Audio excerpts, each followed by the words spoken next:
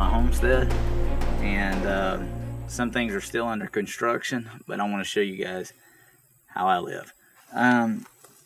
First of all, we have a regular well pump in here, and inside the well pump, I've got the well is wired to a Kohler 12,000 watt generator, and this well being run off the generator charges and fills my 600 gallons worth of water tanks at my cabin, which is on top of a water tower, and we're going to get to that in a minute. So we're going to fire this dude up. We just put some gas in it.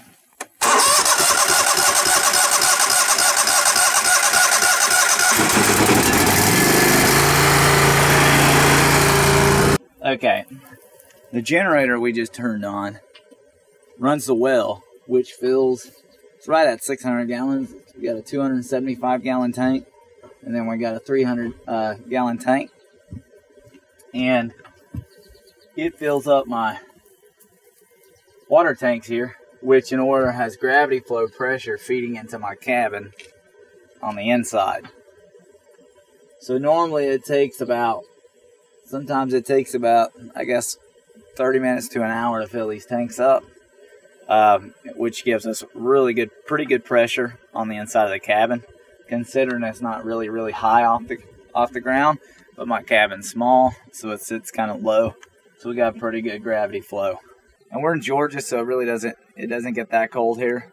I've never had a problem with the water line freezing. Knock on wood, plastic, and metal. However, this is kind of still an unfinished project, you know, so I'm gonna be doing a little winterizing on the actual lines. But right now that it works, we use it all the time, so no problems yet. All right, guys, we're inside my cabin, and the way this works is right now we have the generator going, so we're gonna have a lot of pressure in on the water, and as you can see. Give it a minute to get here. It's gonna have some air in it.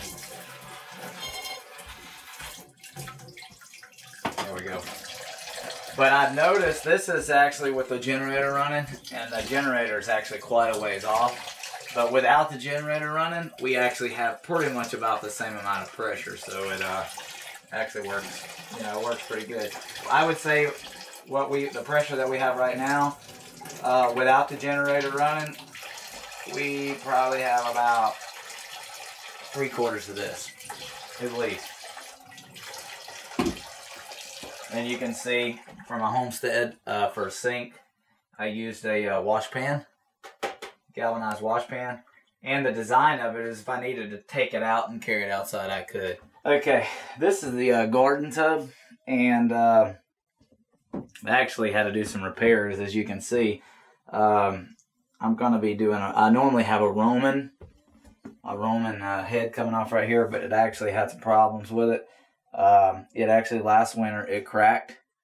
And so I'm just going to get another piece, but due process, I wanted to try this. As you can see, it really conserves water a lot.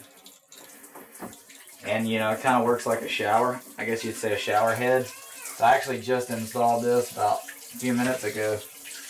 And we're going to see how we like this. Just for water conservation. We'll see how it works, you know. Got plenty of water right there. And then once you turn the hot water on, of course, it would do, you know, we get a lot more water. Which I've got the hot water heater turned off right now.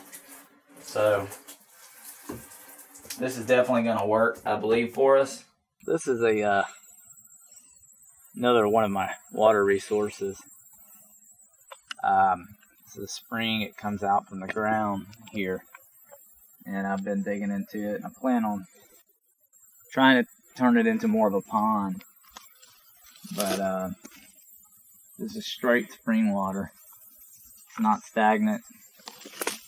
Constantly got fresh water coming into it. So in my cabin, if you look up the hill, it's right behind them trees. So it's not really that bad of a walk from here to my cabin to have a really clean, nice source of water. that I can run through my water filtration system. So, wanted to show this to you guys. We're dealing with water resources right now. Off-grid water living. Off-grid water in a cabin. And that, you know, when you're living off-grid, you want to have every supply of water source. Water is such an important thing to have when you're living off-grid.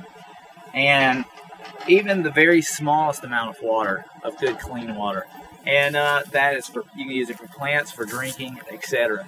And as you can see, what I've got here, and yes, it's redneck-fied, it's jerry-rigged, whatever you want to use the term for. But what I've done is on my air conditioning unit that's running, I catch my water coming off my AC. It runs through this little PVC 3/4 inch CPVC piece of pipe and into a 30-gallon drum. And then I can, in turn, use this for watering my plants, using for cleaning or whatever. Come around to the back of the cabin and I'll show you what else we got going on. I wanted to show you guys how I get hot water. This is a Bosch hot water, tankless hot water propane tank. And as you can see, it requires no electricity needed. And I did have a shut off on the main line coming into it down here. Also, I have an access to be able to put a hot water spigot if I need it to thaw out or do whatever's needed. But pretty much it just comes down, and as you can see, goes into my propane tank.